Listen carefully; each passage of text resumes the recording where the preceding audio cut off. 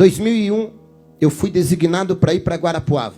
E quando eu cheguei em Guarapuava, o irmão Juvenílio cuidava da parte da limpeza da igreja. Fazia uma semana que eu estava como pastor, ele entrou no meu gabinete, no meu escritório, e falou: pastor, eu vim ver se o senhor vai permitir, com molho de chave, que eu continue com as chaves da igreja. Eu tenho todas as chaves dos escritórios, dos departamentos aqui, porque eu faço a limpeza da igreja. Aí eu falei: mas, irmão Juvenílio, quanto a igreja lhe paga por mês? A igreja estava enfrentando algumas dificuldades financeiras, para a gente ver se a igreja vai ter condições de continuar pagando. Ele olhou para mim e falou: pelo amor de Deus, pastor, não fale em dinheiro para mim. Eu falei: por quê? Ele falou: não, eu sou aposentado, pastor. Eu limpo a igreja, mas eu não cobro nada. Eu falei: sério? Sério. E eu já tinha vindo de situações de processo, de gente que trabalha 15 dias para a igreja e quer ganhar 10 mil reais de processo. Eu falei: isso não vai dar bom, não.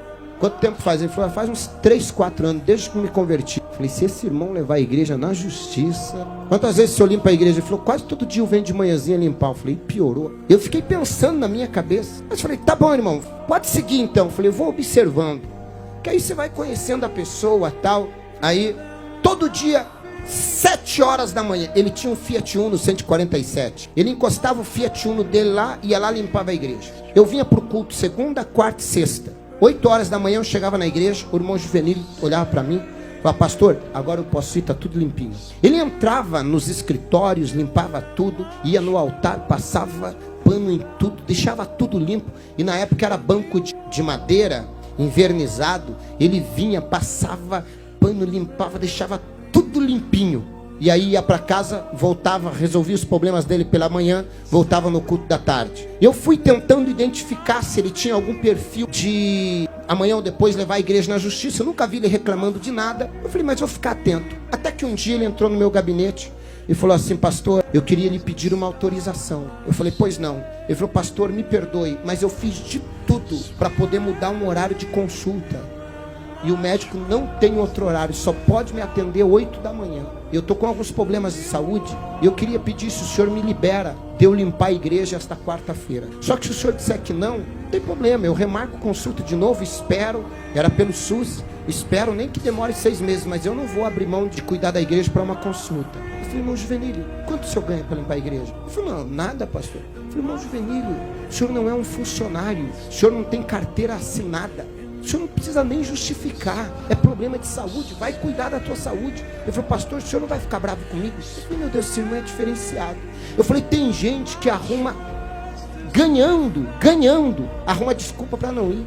Eu falei: esse irmão não está ganhando nada. Ele vem me pedir uma liberação, coisa que ele nem deveria pedir, não estava pagando nada. Mas ele veio, eu falei: não, irmão Juvenílio. Ele falou: o senhor não vai ficar chateado, pastor? Eu falei: claro que não. Eu fiquei na minha cabeça, eu estou tentando descobrir o que esse homem tem que os outros não têm. Aí tá, ele foi, o que aconteceu? Deu certo? Ah, não, pastor, já estou tomando os remédios, estou melhor. Um dia, o irmão Juvenílio atrasou para chegar a limpar a igreja. Chegou, o culto começava às 9 da manhã, e ele deve ter chegado às 8, porque sempre que eu chegava, ele já estava saindo com a igreja limpa. E nesse dia, eu cheguei, e o irmão Juvenílio ainda estava limpando a igreja. E como eu cheguei bem devagarinho, ele estava nos bancos lá da frente, limpando a igreja. E eu vi que ele, cheguei de costas, ele estava chorando e falando sozinho. Eu falei: irmão Juvenílio deve estar passando por algum problema, ele não deve estar bem. E eu fui chegando perto dele, pé, por trás do irmão Juvenílio, vendo ele chorando, derramando lágrima, passando pano no banco. E quando eu cheguei perto dele, eu ouvi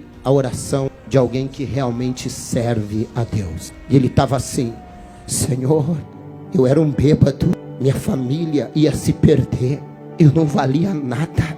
E a Bíblia diz, antigamente, só podia entrar no teu santuário os levitas para auxiliar na limpeza. Mas no Santo dos Santos, só o sacerdote. E o Senhor me deu a oportunidade de poder limpar até o teu altar, aonde o teu servo vai pregar. Eu, um bêbado, estaria morto se não fosse o Senhor. E agora o Senhor me dá o privilégio de limpar o teu templo, o teu santo templo. Isso é um privilégio que não tem dinheiro que pague. E aí ele orou e falou: Senhor, quem sentar nesse banco seja alcançado por cura. Usa o pastor Alexandre hoje por milagres, para que ele seja usado, para que que vidas sejam impactadas, para que eles também encontrem a alegria que eu encontrei em Ti, para que eles também encontrem a paz que eu encontrei no Senhor, para que eles encontrem a vida que eu encontrei no Senhor. E Ele continuou limpando. Eu falei: Senhor, eu preciso me converter. O culto não era eu que estava fazendo, era Ele que estava preparando.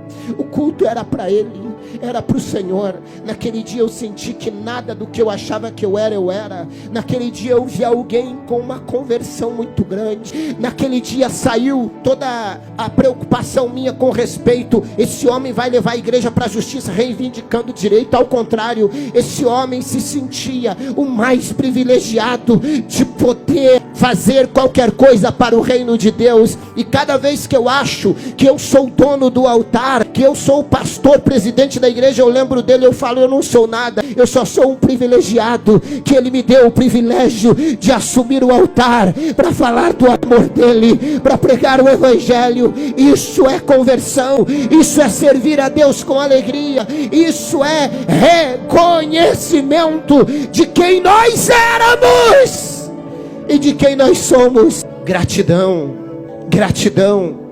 Entrai pelas portas dele com gratidão. Era ali o espírito de gratidão do irmão Juvenílio me convenceu.